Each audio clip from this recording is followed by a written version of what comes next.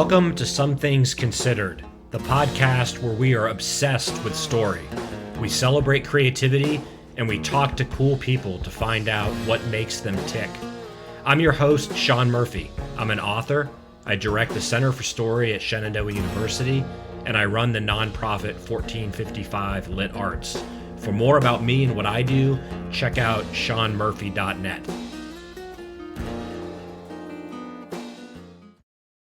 Hey, everybody. Welcome back to Some Things Considered. This is the podcast where we celebrate creativity, where you're obsessed with story, and try to find interesting people to talk to and figure out what makes them tick. I'm Sean Murphy. I direct the Center for Story at Shenandoah University. I founded the nonprofit 1455 Lit Arts. I write books, and I love story and storytelling. And the best part of all the things I do is it does give me the opportunity to meet and talk to and learn from super inspiring people. More about me at seanmurphy.net, but the reason we're here today is a very special guest, and we're throwing it way back because this also happens to be someone I've known and been inspired by for decades, literally, Dr. Mark Katz. And I'll start by saying Mark is one of the people who has a full-page bio, and none of it is fluff.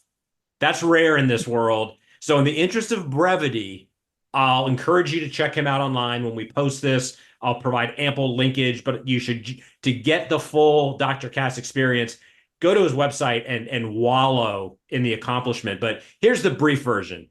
Mark Katz is a John P. Barker Distinguished Professor of Music and professor in the School of Civic Life and Leadership at the University of North Carolina at Chapel Hill. His most recent book is Rap and Redemption on Death Row, co-authored with incarcerated musician Aleem Braxton. He's the founding director of the U.S. State Department Hip Hop Cultural Diplomacy Program, Next Level, which was established in 2014.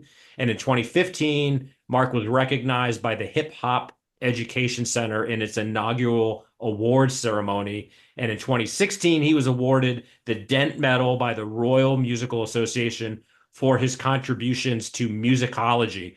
Folks, this is the short version, okay? He's a former music department chair and served as director of UNC's Institute for the Arts and Humanities. He's currently preparing a third edition of his first book, Capturing Sound. Dr. Mark Katz, thank you for being here. What an unbelievable pleasure it is to speak with you. Well, thanks, Sean. You flatter me, and it's great. It's great to reconnect with an old friend. I still have an image of you as, I think, a fourth grader, and a very cool fourth grader that I looked up to at the time, by the way. Well, we were talking before we came on air, and I think it's worth repeating. Mark, as you'll see through this discussion, has made something of himself, but he also in those early formative years was the student and scholar that all of us admired and respected, and it's definitely been a joy to watch your career take you to interesting places, and it's so obvious that you have found things that you are passionate about, knowledgeable about, and have geared your life toward pursuing that. So right at the outset, it's a very inspiring model.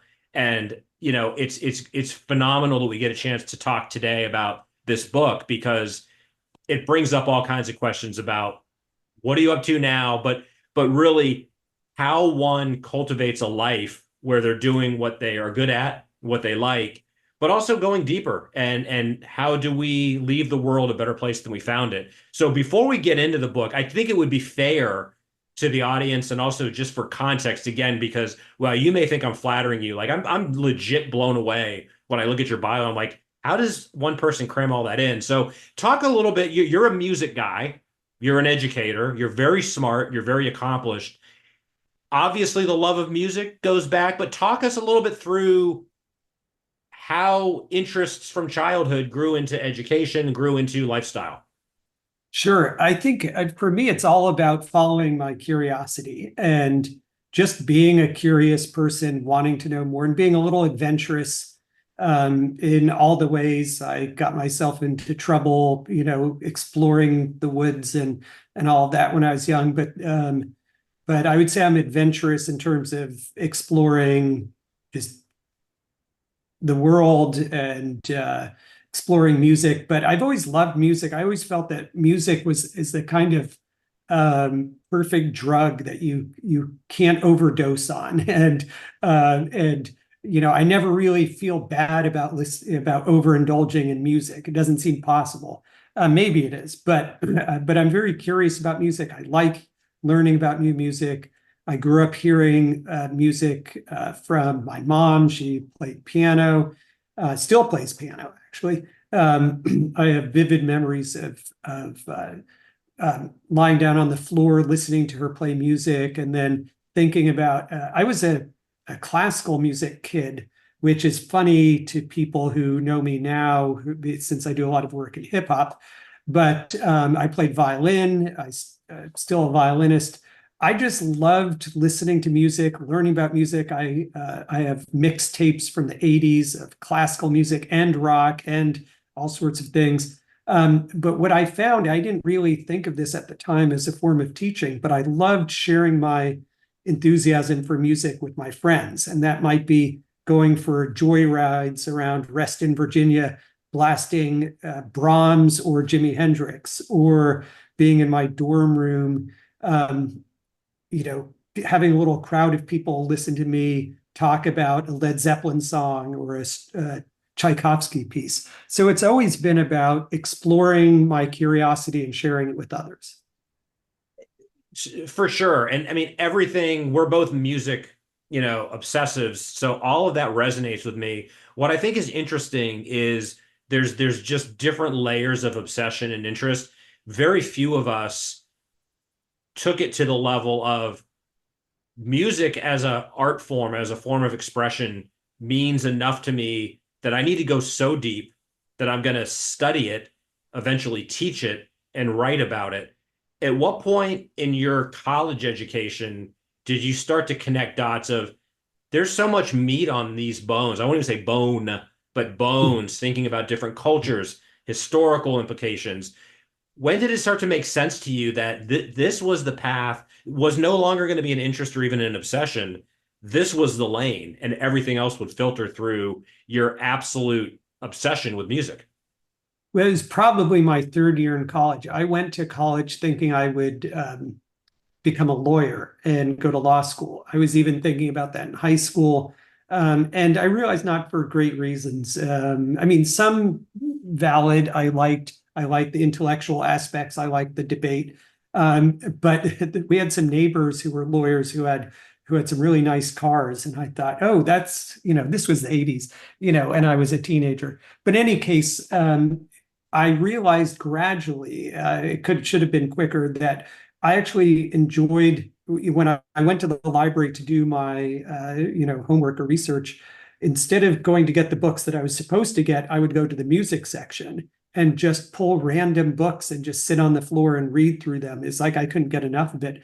And by that time, I was the president of the pre-law society at William and Mary, and then realized I don't want to go to law school. I want to just read about music. And maybe it was being naive, or maybe coming from a certain amount of privilege that I could just do whatever I want.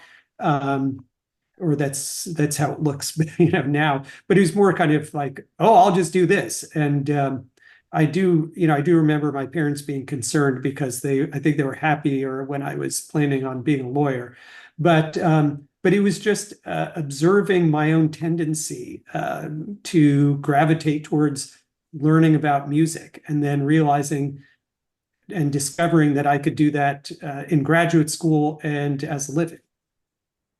Yeah, and one of the things that just made me think of, Mark, is speaking only for myself, although I think there's definitely some serious overlap. As a writer, I can never say writer, but as a writer or wannabe writer, with the benefit of hindsight, we're both at a certain age now. In my 20s and 30s, very few people kind of came up to me and said, "Man, that's cool that you're plugging away without any fame or fortune and maybe not even a ton of publication, but you're doing what you want to do." But what we find is as we accrue experience and start to really, hopefully, and to your point, I have the opportunity to make or pursue a living, or at least do it a significant amount of the time, we start to encounter people that look at that and say, I had passions and interests, but I took the path of least resistance, or I took the path that was more secure and stable. I think you're one of the few people I know that actually balance. Like, I was kind of taking a risk. Like, I knew very early on, you're probably not going to make a career as a writer, but find ways to make a living so you can put a lot of time into that.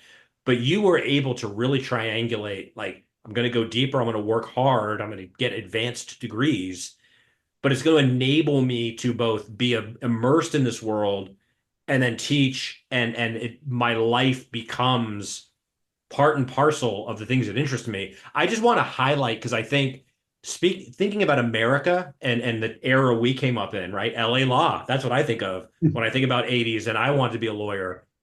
We weren't necessarily, and we had the best parents in so many ways and so many opportunities, but we weren't culturally encouraged. Like, do what makes you happy and everything else will follow. It was like, make as much money as you can. And hopefully, when you retire, you can travel a lot. So, Right. long-winded way of saying, I admire anyone that made themselves figure it out at an earlier age. Like, no matter what the cost, I kind of want to lean into what I know is going to make me happy. Mhm. Yeah, I agree, and I think part of it is luck for me. I'm not trying to be modest because I know very smart, accomplished people who just didn't get that job and ended up having to move out of academia, not because they didn't want to, not because they wanted to. That could have happened to me. So, there was a certain amount of luck here. There are lots of talented people out there. But, I just kind of rushed headlong into this. And that's kind of typical of me. Some of the projects I've taken on, I think I consider myself heedless in a kind of somewhat positive way. Like when I decided to connect with Aline Braxton, who's in prison, I didn't think about all the consequences. I just thought this is interesting. And now 5 years later, it's a major part of my life. So part of it is just you following my instinct that something is interesting and worthy of doing, and then figuring out the consequences later. Yeah, you kind of we exist in the world we live in, but we do our best. We endeavor to make reality and the world amenable to the path we want to take. And I think there's a push and pull of discipline, purpose, luck, and just kind of pig-headed persistence. Yeah. Before we get to the book, and I think we can, and I feel this pressure of wanting to make sure we don't just gloss over decades of research and scholarship and teaching, but I think we can and should weave that in. But I also don't want to pigeonhole, because I don't want to get too cute with the story, but one of my mantras is that everything is story. Our compulsion to communicate. So the cave drawings through smartphones is like there's this impulse to communicate. But I love how your discipline has revolved not just around an appreciation and love of music and the cultural historical intersections, why that's important, but how music, of course, is a form of storytelling, and more, hip hop in particular being a newer form that has really been dictated by a not a class. What's the word I'm looking? Has been taken out of the academy, and this is maybe the first American, other than blues and jazz, of course, where the non-scholars, the non-elite said, this is a whole new art form, but we're using it to communicate. It makes me think of Chuck D saying, in the early days, rap is the CNN of the streets. But so talk a little bit about how maybe that is the underpinning of the teaching, the writing, and then what leads to a book like this, music as story. Um, well, it's funny that you talk about music as story, because I've always told stories about music. And one thing I realized looking back is, as you get into academia in music, you're kind of discouraged from doing that, because like you're just making up stuff about the music you like. And we should talk about facts and all that. But but I've come back around to that initial impulse of, when I hear a piece of music, creating a story that goes along with it, and also trying to understand what the story of that piece is, or that music. So so I agree with you. I love the idea of music as a form of storytelling. It's a way of communicating with people. In fact, I said this about 2 hours ago in the last class I taught, that it's a way of communicating with people that spoken language, written language can't accomplish. And it's immediate, it's powerful. You can sit down with someone that you've never met and talk about music you love and feel really connected to them in a way that just saying your biography wouldn't, that wouldn't accomplish. So in terms of hip hop, here's a story that dates back to about 1983. You probably remember some, seeing breakdancing on like Flashdance or on TV, and then also there was a song from Herbie Hancock called "Rocket." It's this weird video that had record scratching in it. And even though I was far from a hip hop scholar at that time, I was 13. Yep. I loved that sound. I just loved the sound of scratching. And I actually asked my parents if I could take breakdance lessons. And when I told them it cost $100, they said, forget it. So that didn't happen. But I'm still planning on taking those lessons. But in any case, a kind of seed was planted in me in terms of the music and the sound. That's what appealed to me. And then over the course of my scholarly career, I focused on music technology. That was my particular interest, and it started in connection with classical music. But then I think of it as technology as this kind of hub, and the spokes can radiate, in every direction. You could talk about any kind of music and technology because technology influences all kinds of music. So that was kind of my passport to studying forms of music that I wasn't familiar with, or types of music that weren't really studied in academia. I was just following the technology, and gradually I started teaching more. I did a lot of ethnographic research, meaning I would go to events and hang out, interview people, take notes, bought my own turntables, started learning how to scratch, started co-teaching with people. And I would say the whole time, even though I've now been doing work in hip hop and connecting with hip hop artists since, I guess, about 1999, I still feel like I'm a student of the culture, and not an insider, but not quite an outsider. So actually, I think that kind of insider-outsider balance has been good for me, because I don't make assumptions, and it drives me to ask lots of questions. First, thank you for that. And what struck me, Mark, while you were talking is, for my somewhat limited purview, but having been in academia, being in academia now to an extent, generally speaking, your trajectory also flies against the received wisdom of, to get a PhD and to teach, typically one homes in on a particular, probably very narrow area of expertise, and that's that's the flag they fly, and they build their brand around that. I think it's very rare and that much more admirable for someone to retain that curiosity, that child's mind, and always putting themselves in positions to be challenged, a little bit uncomfortable, and learn more.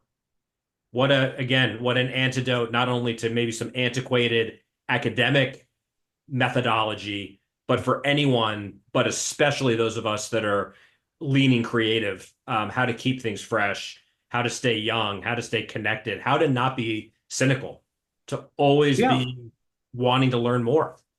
Well, hang out with people who are good at things that you're not good at, and learn from them, and ask lots of questions. I feel like, I guess I am, obviously I'm an expert in certain ways, but I don't think of myself that way. And I think that's useful, because it allows me to be open to learning things, and obviously keeps me humble. And I try only to talk about things I know about. So it it helps with imposter syndrome too.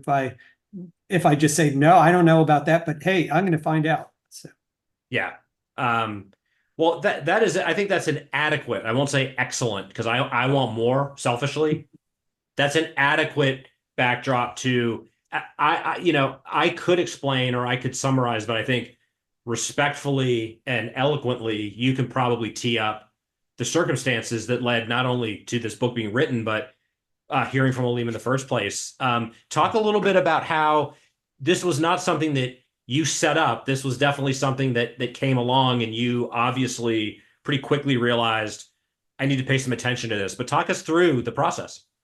yeah, well, I'll say one kind of broad thing, a lesson for me um, is to jump on opportunities when they come to you. A lot of my career, even the books I've written, are not ones that I ever thought I would have written or avenues I would have taken.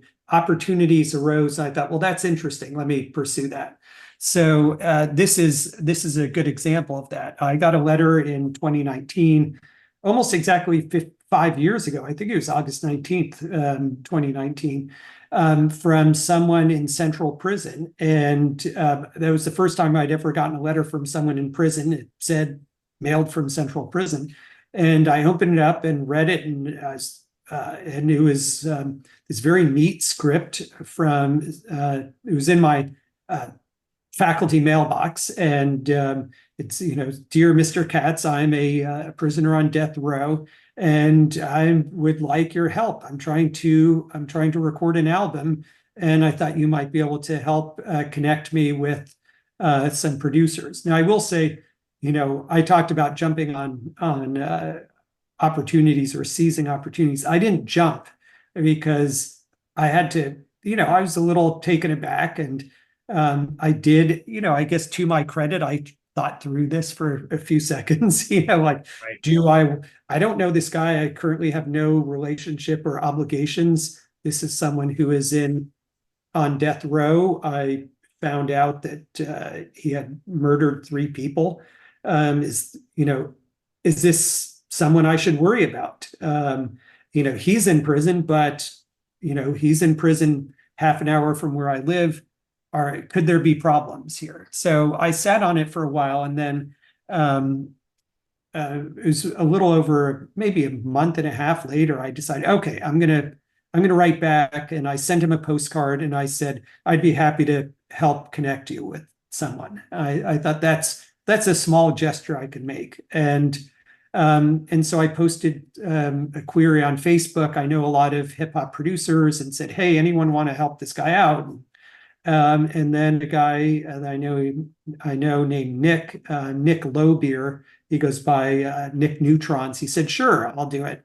I connected them. And I won't say long story short, because we're going to keep talking, but that's how it began. Yeah. Yeah.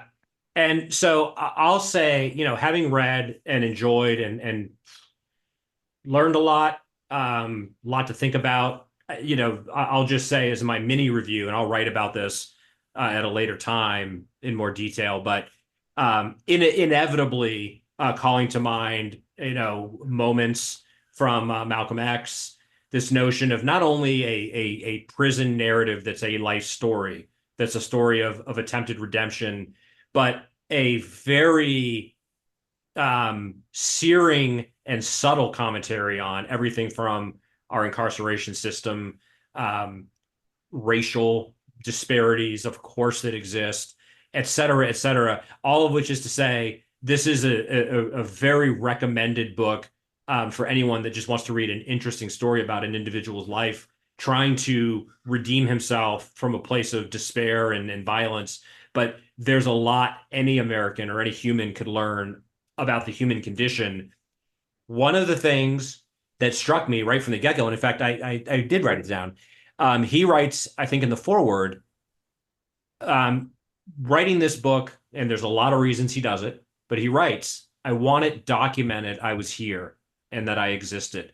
And I thought, yeah, that is the primary impulse of all communication, of all storytelling, of all writing. But certainly for me, it cut a lot deeper thinking, not just someone that's incarcerated that's never getting out, but is on death row and has spent time in solitary. It's it's very necessary, even for someone who considers himself sufficiently hip, sufficiently learned and empathetic. And it's also someone that's a writer. It just made me check almost on a page by page basis the unbelievable freedoms I've been afforded just to express myself. So that alone made this a very heroic act to me. Someone without the means, without really any encouragement, wanting to tell this tale, but more make music. So talk a little bit about how you went from I'll help the guy, which by the way, I mean, full on, good for you. That's more of that in the world, please. But obviously you started getting more deeply invested as you got to know him. I'd love to hear a little bit about your process through becoming from a nice gesture to I'm in. I want to be involved in this. Yeah, it was gradual, but also I saw very quickly that that Aline is a talented writer, a powerful thinker, a strong personality. And I think really where it came from was his letters, because he just wrote so beautifully. And I just remember, I have to say, this is not selfless. It was almost selfish. Like it was like I'm fascinated by this, and every time I got eager to open the mailbox to see if another letter came. I would run, and eventually I gave him my home address, and and I would. I'm just going to hold up as you talk, like because there are pages where we duplicate some of the letters and handwriting. I just wanted, Yes. please continue, but I wanted to find that. Oh yeah, thank you. No, that's yeah, and his letters are just so powerful, and it was almost like a movie in my head as I was reading. So so it was, I guess, I found something in common with him, which is sounds odd because we grew up in very different circumstances in terms of socioeconomic class, race, religion, just about everything. But he is also very curious and he loves to learn. And he has a kind of insatiable appetite for exploring music. So we actually connected. And so it was a gradual process, but it didn't take long before I told him that I thought his writings should be preserved. And that's really what kicked things off. I could have simply connected him to the producer and then kind of stepped away and said, okay, I did my good deed, and Right. or I did that and move on. But it was his writing that really compelled me.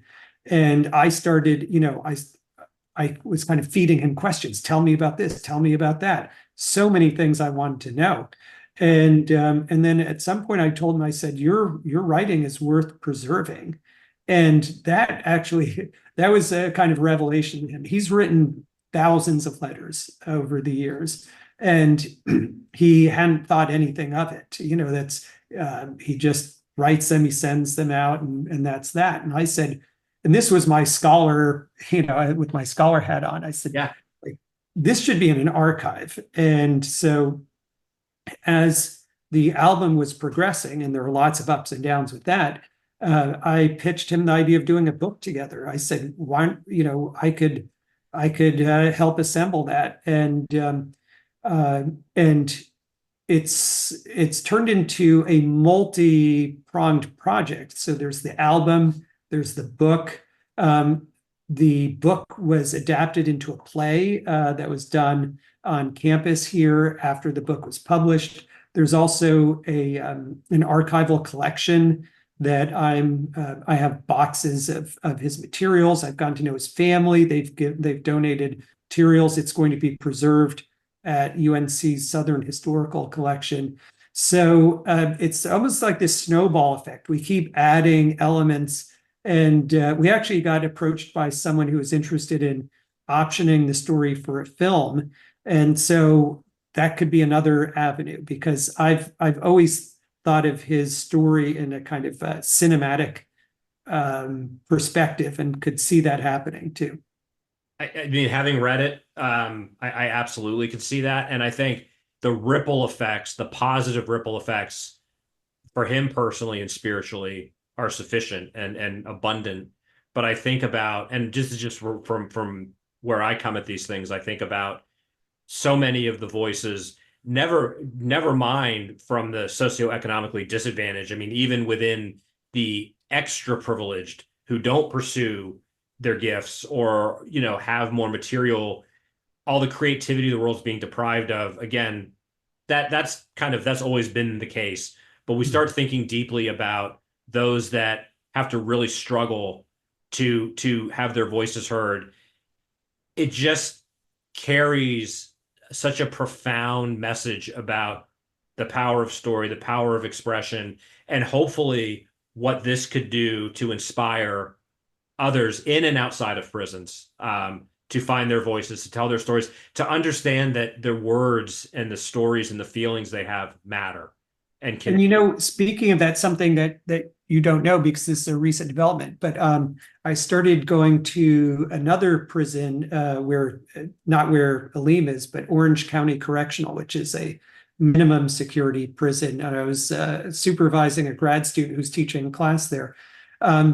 I've been reading in my visits there, I've been telling them about Aleem and his music, and I've been basically sending messages to them of like, these are people who are all going to get out. And what Aleem wants to do is, he's trying to redeem himself. He's not Yeah, trying to celebrate his accomplishments. right. And one thing he can do because he has the lived experience, which is to tell people that there are other ways of doing things, and that and the guys at Orange County were really taken with his words. So I'm starting to see that ripple effect already.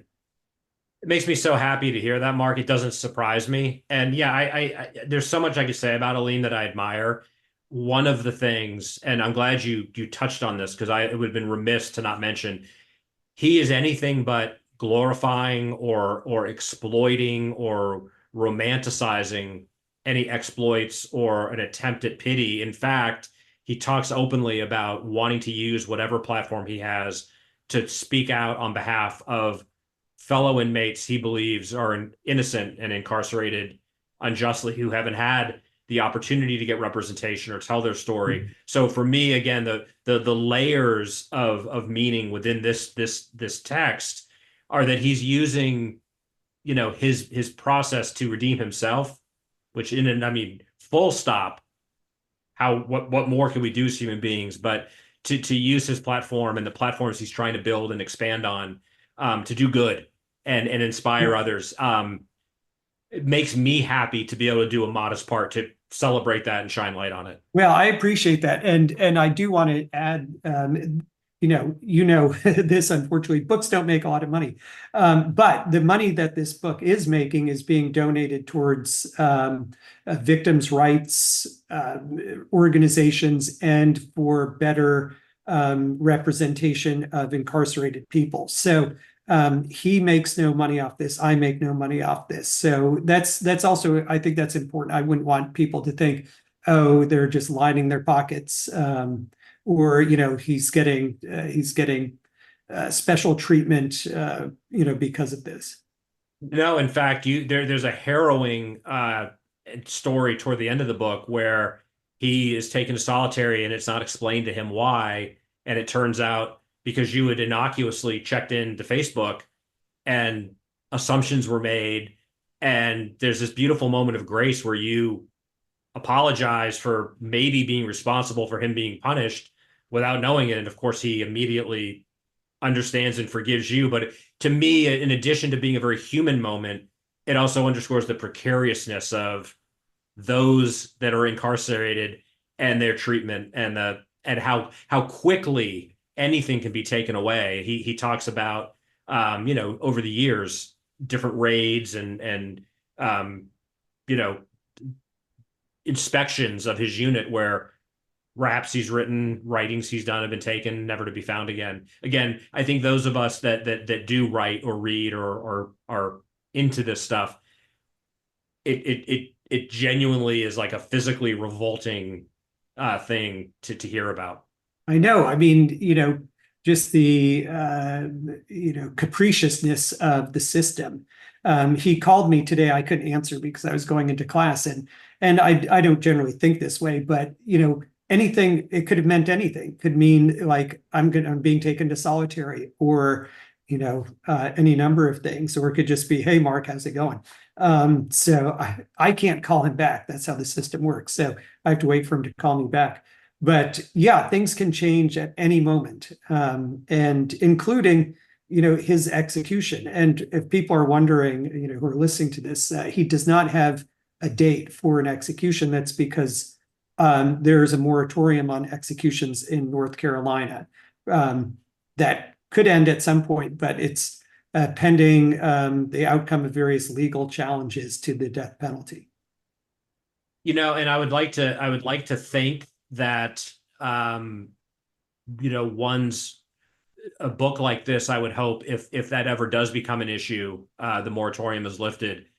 One hopes that his efforts and his ongoing rehabilitation do factor into, there's nothing special about the treatment of a consideration that he's using the time he has to not only be a model human being, but like we've talked about, to help others.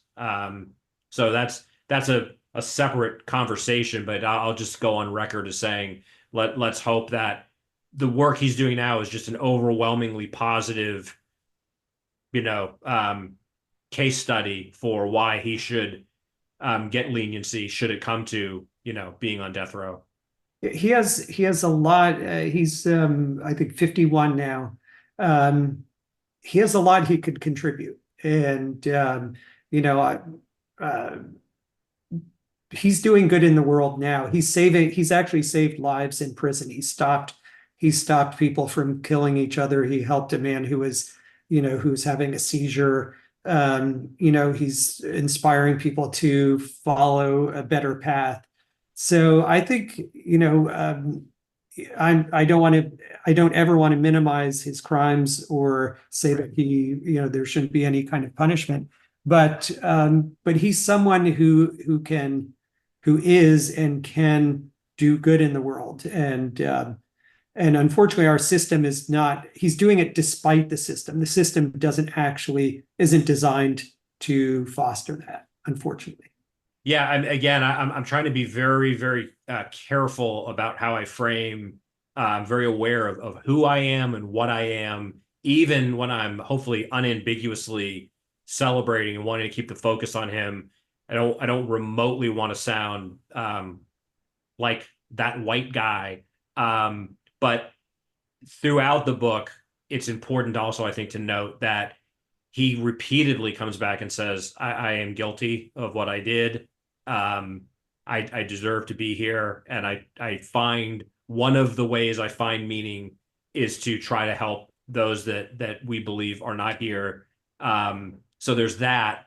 But yeah, this notion of how story gives our lives meaning, and he talks about the feedback that he gets. Again, I think so. When we talk about the different levels that this narrative operates on, there's the classic like redemption, creativity story, but it's obviously important to him. And I think that is what grounds us and makes us feel human when we can achieve something through story and narrative, but we are establishing communication. Hardened inmate friends of his that probably are not quick to express emotion have been, you can feel the pride when he talks about the positive feedback his raps get, or when he was in the news and featured on a news story. You can't help but feel great reading that. Yeah, I appreciate you saying that. I mean, there's there's a community there, and I've actually gotten to know some other people on death row through this, and it does make me think about just how much talent and creativity is behind bars. And we can do better in terms of a society in how we address harm and how we repair harm, because there's a lot of kind of human potential being wasted, and a lot of potential for for what could be rehabilitation squandered. I sincerely thank you. I think you just succinctly articulated something that I was trying to say. Again, reading the book, it doesn't matter what one's politics are. It doesn't matter. So much of the typical cliches don't apply. One is struck by the fact that, especially for an individual that says, I am guilty, and that's a non-issue. Why do we want human beings without pen and paper, without access to opportunities to express themselves, even for peace and, prosperity is not the right word, peace and harmony in the environment? There's such a dehumanizing, it's such a self-defeating. So even on a very basic level, it's worthy. These types of books are worthy to make us re-examine, like, yes, people are being punished for what they did, but as human beings, where does the line cross where we're doing so much more damage by preventing people from trying to reach some potential, or heaven forbid, genuinely want to repent and do good, not to mention what you just brought up, tapping into all this untapped creativity. They could genuinely enrich the human race. It seems a no-brainer, but these are very complicated and deep issues. It is. And, I understand the impulse to want, someone who did wrong to suffer.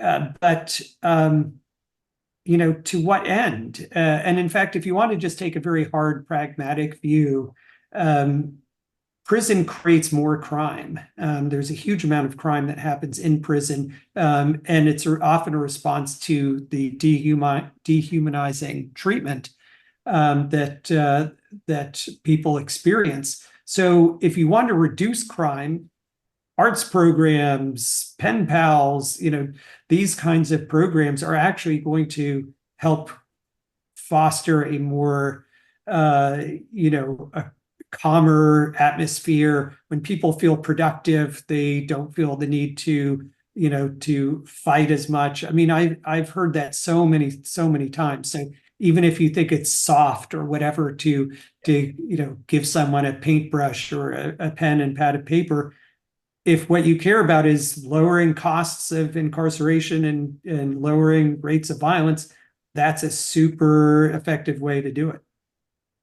Here, here. And that just made me think. I'll just briefly share, the Egyptian writer, Ahmed Najee, who I've had the great pleasure of talking to a couple of times, was incarcerated in Egypt for writing, salacious book in a very undemocratic environment. But he tells a story about being in a holding tank with some very hardened criminals, one in particular who was an unabashed murderer, ran the unit, and was caught after hours reading what Ahmed described as, not just dumb books, but like these weepy romance novels. But this tough guy was reduced to tears. It's a sentimental moment about a sentimental topic, but what hit Ahmed as a writer was this is the power of literature and the redemption of art. This guy just, we are all reachable on some level, and the power of humanity shines through codes and circumstances. And again, you put it much more succinctly and eloquently than I did. But yes, this notion of it's a win-win on so many levels to not restrain access to art, writing, expression. I honestly think on some level, though, and this would take us into a separate topic, but I think it's easier culturally in America to not even go there, because we like it when people are in certain boxes and we don't have to spend more time thinking about how they got in that box or how we put them in a box or whatever box we're in. That's also a challenge, right? Thinking about someone on death row rapping and writing a book, while for many of us is beautiful, I think for some people is very unsettling, because it doesn't allow us to say that's a non-human, it's an insect, an animal, let them suffer. So books Right. like this are fighting against that darkness, I think. I appreciate that. I think you're exactly right. That part, it used to be in the old days when people would be put in stockades or, public executions, which no one wants to go back to. But it was out in public and people weren't allowed to pretend it didn't happen. One perverse aspect of our system is that it allows us the kind of the luxury of not thinking about what's happening. Yes. And it allows us to dehumanize people. And that kind of dehumanizing trajectory is the same one that leads to genocide. If you start thinking of someone as less than human, then you can do anything to them and you could justify any kind of treatment. So I think we, as uncomfortable as it is, we have to face the fact that we incarcerate more people, both per capita and just numerically, than any other country in the world, and ask ourselves why we do that and not pretend that it's someone else's problem. I mean, I think when we think about things like healthcare, education, the prison systems, we spend more money to make things more complicated, ostensibly because it allows us to relegate that to something. So it's a lose-lose if we're going to use that formulation. So yeah, I think you and I are in total agreement. Yes. Mark, I'm curious, obviously, and I'm really glad to hear. I mean, I'm delighted to hear that this project has legs and there's a lot of potential for bigger and better. How has this changed your own trajectory in terms of your advocacy and what's coming next and how this fits into kind of your ongoing story? Well, I mean, it's certainly been life-changing for me. One thing I'll say is that I had already opposed the death penalty and already had concerns about our carceral system. So that didn't change, but I had a fairly superficial understanding. So I really have a much deeper, I mean, I'm still learning, of course, but a much deeper understanding of the history of our system, and just how unjust it is. And so I've learned a lot just in terms of my intellectual growth, just learned a huge amount. Personally, I've made a friend. This is someone I count as a friend. We've actually talked about what that means to us and how what it means to be friends with someone when you're not in that same space. And it's led me to meet people that I would have never met. I've met other incarcerated people. I've worked with advocates who work on behalf of people on death row. It's opened up so much to me. So Aleem he's very grateful and often expresses his gratitude to me for facilitating his work. But I've gained so much from this as well. And in terms of what's next, I'm hoping to get some funding to really put a lot of time and energy into the Aleem Braxton collection, which I think will be very valuable collection for teaching purposes. Everything will be digitized. I think it will be good for students, for scholars, and I'm actually I've commissioned artworks. There are people in Central Prison on death row who are amazing artists, and I've commissioned some of them are in the book. And so yeah, this has legs, and there's just more, and there's more that Aleem wants to do. He dreams big. He wants to do another album. He's thinking about more books. He keeps telling me about aspects of his life that I didn't know anything about. I'm like, oh, you got to write to me about that. So many interesting things, and just learning more about a segment of society, which is about 2 million people at any given time, that is understudied. Now, of course, there are lots and lots of scholars out there doing immense, important work on the system. So I don't want to say I've discovered this, but I've discovered it for myself, and it really has been life and career changing. Yeah, I mean, over the years, I know of and have heard about. I know some people that have worked with, prison writing programs and poetry and so forth. I'd like to think that books like this, the unbelievable work you're doing, is only giving fuel to maybe a more awareness, obviously more momentum, and maybe more organization, of resources and maybe a bigger understanding that bigger projects, because these are very important. They're not siloed because they're obviously interconnected, but the individual stories matter a lot. But I think greater awareness from us on the outside, especially those of us with any kind of platform, to realize we can lift up many more stories by just a wider understanding of how much creativity and potential is right there and could and should be accessed. Yeah, there's a lot. And in fact, one other thing, and this is going to unfolding, right now, after this class that I supervised at the minimum security prison, um, I talked with people who, in the prison, particularly there's the chaplain and some others about doing more music. And the guys there would love to learn music, play more music. And so I can see definitely ramping up a music program. I know colleagues who'd be interested, students who would be interested, and there are music programs at other prisons, but often they're discouraged or shut down. So I think one big possibility, and I'm not sure that I'm going to pursue the big picture, but would be a kind of getting back into more structured educational and arts-based programs in prisons for the purpose of helping returning citizens be, integrate and be, have more meaningful and productive lives. So I think there's a lot of potential. I'm going to keep plugging away and see what happens.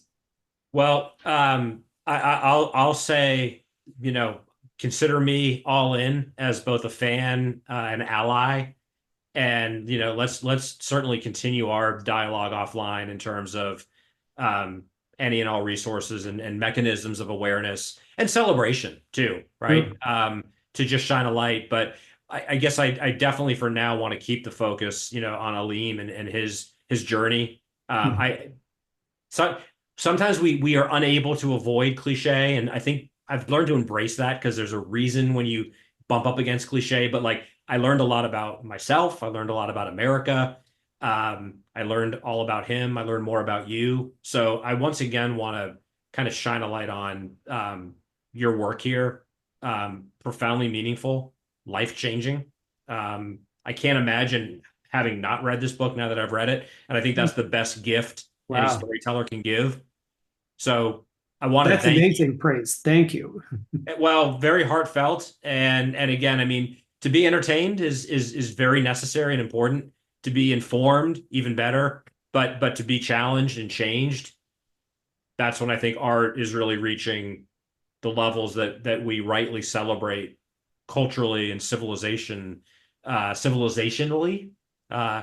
as people who think and feel. I think that's our highest calling, and you're doing a lot to facilitate that. Um, couldn't be more proud and inspired. Well, thank you. And that inspires me to keep going. So I appreciate that. Well, let's end on a positive note and say can't wait to hear more about what's coming down the road. When we promote this episode, this episode of the podcast, put myriad links, how to discover you, how to find out more about this amazing book, the project, how to get involved, how to support it. But yeah, let's talk again. When we meet next, when we take a little bit of a deeper dive on the hip hop that moves you and the music that we would consider some of the best, but we'll leave that simmering on the back burner. But you're welcome back anytime, Mark. It'd be absolutely a joy to talk to you again and check in and hear what you're up to. Well, thanks. This has been just a great pleasure connecting with you, and very gratifying to hear how you have taken received all this. So I appreciate it. It inspires me in turn. Right on. Well, cheers to us. To be continued, my friend. Um, Yes. Folks, thanks for tuning in. As you can imagine, there was so much more I wanted to talk about, but it's always good to have things to return to. And also, I want to lead you the breadcrumbs to discover Mark. And seriously, the unbelievable work. I'm just in awe of the scholarship, the study, and the passion. Go check him out, discover more. Thank you for checking out Some Things Considered. If you want to learn more about the stuff we're doing, you want to be a guest or recommend a guest, check out SeanMurphy.net. And remember, we're here to advocate for the arts by all means necessary. Get involved, support the creative lifeblood of our culture, and make a difference. And most of all, be well, be safe, and we'll see you soon.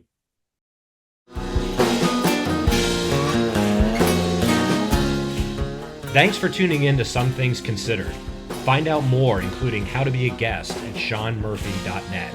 Reminder, we are obsessed with story and celebrating creativity. Also, we're here to advocate for the arts by any means necessary. Drop us a line, get involved, and support our creatives who are the lifeblood of our culture. I'm Sean Murphy. See you on the next episode of Some Things Considered.